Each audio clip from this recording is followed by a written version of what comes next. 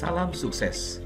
Kembali kita bertemu dalam materi geografi, di mana saat ini kita akan bicara tentang dinamika kependudukan. Oke, ketika membicarakan tentang dinamika kependudukan ini, ada hal yang harus kita pahami terlebih dahulu, di mana kita harus tahu bagaimana pengertian dinamika kependudukan itu sendiri.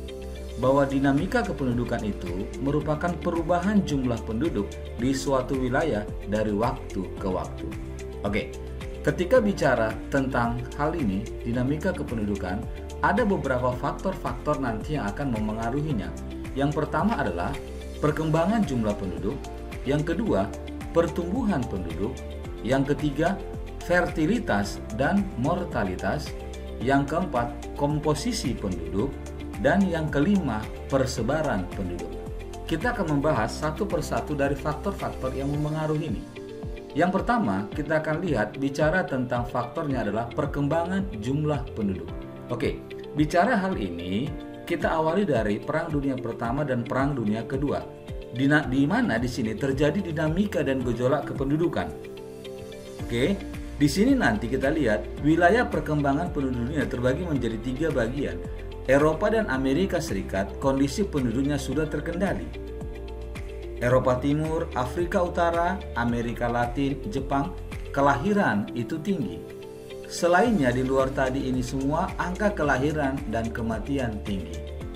Berikutnya kita lihat sejak tahun 1930 sampai saat ini, periode ledakan penduduk dunia hingga mencapai 4 miliar jiwa. Di sini bisa kita lihat Indonesia berada pada persentasenya 1,4%, berada pada kategori yang sedang.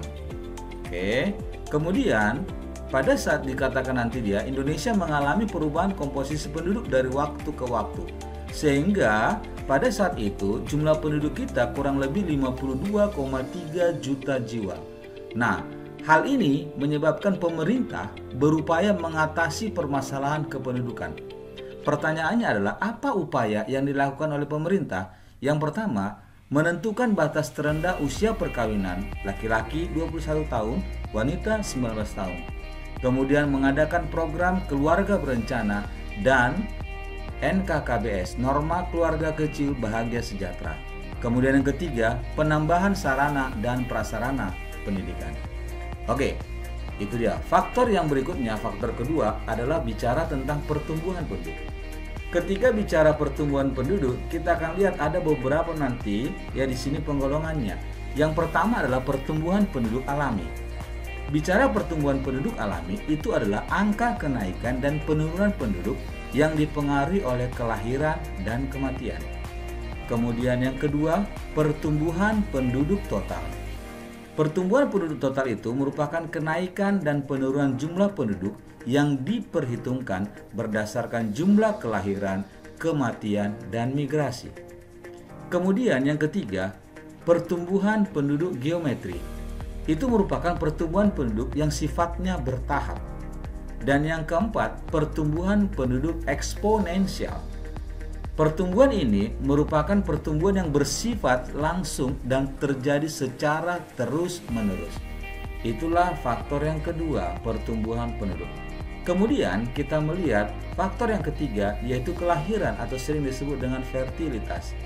Apa itu kelahiran fertilitas? Itu gambaran mengenai jumlah kelahiran hidup dalam suatu wilayah pada periode waktu tertentu.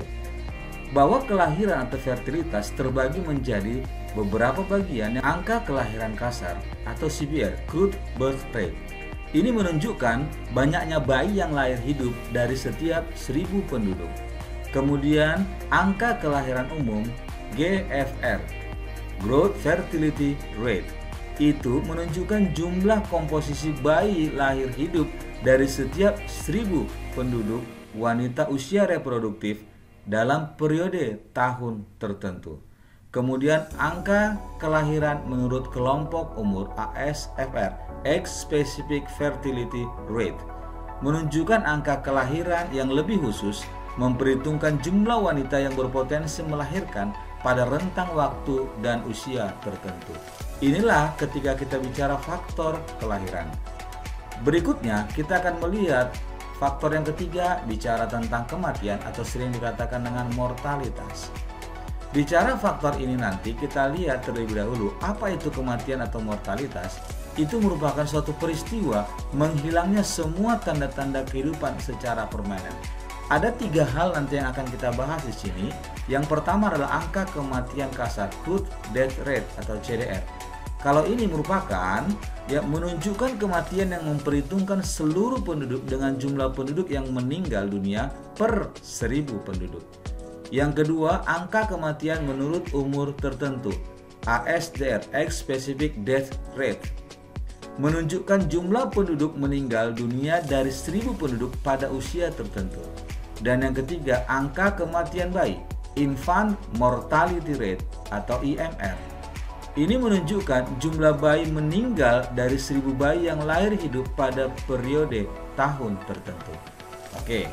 Kemudian, faktor yang keempat itu bicara tentang komposisi penduduk. Ketika bicara komposisi penduduk, kita lihat nanti yang pertama ada dikatakan komposisi penduduk biologis. Nah, bicara komposisi ini nanti dilihat dari sisi umur dan jenis kelamin.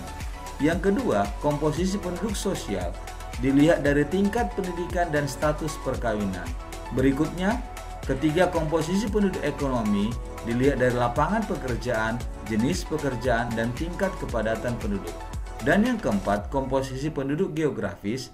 Ini nanti dilihat berdasarkan tempat tinggal, perkotaan, pedesaan, provinsi, dan kabupaten atau kota. Oke, itu bicara komposisi penduduk. Kemudian, dari komposisi penduduk kita bisa melihat ada perkembangan yang harus kita pahami, itu bicara piramida penduduk. Apa itu piramida penduduk? Itu merupakan gambaran penduduk menurut usia dan jenis kelamin. Berarti 2 komposisi yang mau kita lihat ini yaitu bicara usia dan jenis kelamin. Nah, piramida penduduk nanti akan terbagi. Yang pertama ada dikatakan piramida ekspansif. Ciri-cirinya pertama, usia muda lebih besar daripada usia tua, di mana kelahiran lebih besar dari kematian. Kelahiran dan kematian berada pada tingkat yang tinggi. Kemudian yang keempat, dependensi rasionya tinggi. Dan yang kelima, contohnya adalah negara-negara yang sedang berkembang. Oke, inilah gambaran daripada piramida penduduk ekspansif. Kemudian yang kedua, piramida penduduk stasioner. Ciri yang pertama, usia muda sebanding dengan usia tua, di mana kelahiran dan kematian berada pada tingkat yang rendah. Kemudian yang tiga, dependensi rasionya rendah, contohnya adalah negara-negara maju. Ini gambarnya. Kemudian yang ketiga, piramida konstruktif. Ciri yang pertama, usia muda lebih kecil daripada usia tua. Tingkat kelahirannya rendah, dependensi rasionya rendah. Contoh, negara-negara yang mengalami kemunduran pertumbuhan penduduk. Oke, itu dia dikatakan piramida penduduk, gambaran konstruktif. Berikutnya, kita akan melihat faktor yang kelima, bicara persebaran penduduk. Ketika bicara persebaran penduduk, itu secara garis besar dapat dibedakan berdasarkan kondisi geografis dan administratif. Persebaran penduduk berkaitan juga erat dengan kepadatan penduduk, sehingga kita akan menganalisis kepadatan penduduk. Bahwa kepadatan penduduk akan terbagi menjadi 3 bagian. Yang pertama, kepadatan penduduk aritmatika merupakan perbandingan jumlah penduduk dan luas wilayah secara keseluruhan dalam kilometer persegi. Kemudian yang kedua, kepadatan penduduk fisiologis, yaitu perbandingan jumlah penduduk dan luas wilayah pertanian dalam kilometer persegi juga. Serta yang ketiga, kepadatan penduduk agraris, yaitu perbandingan jumlah petani dan luas wilayah pertanian dalam kilometer persegi juga. Oke, itulah materi kita bicara dinamika kependudukan. Salam sukses, terima kasih. Kita bertemu pada materi berikutnya.